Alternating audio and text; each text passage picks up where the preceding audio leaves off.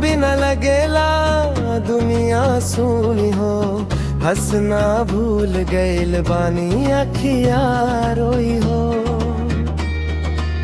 जब से तू छोड़ गैलू दिलवा टूट गैल, सपनवा सब हमार राख में बदल गए। कहे तू दूर भाईलू कौनो कसूर ना रहे, हम तो सिर्फ तो से ही मोहब्बत करे।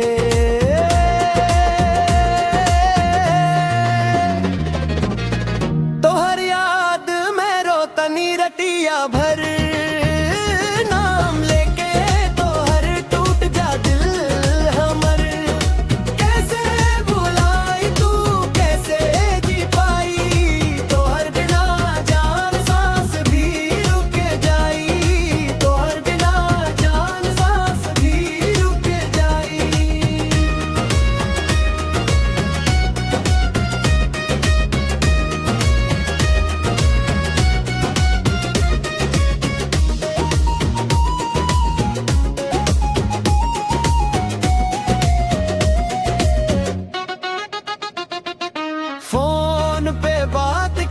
सब दिन याद आवे, हंसी तो हर सुन के दिल मुस्कुरा जावे।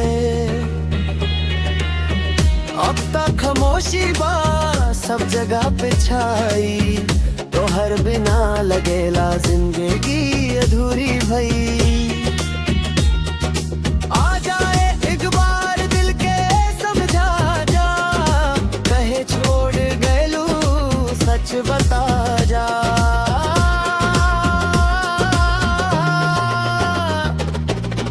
तोहर याद में रोतनी रतिया भरे,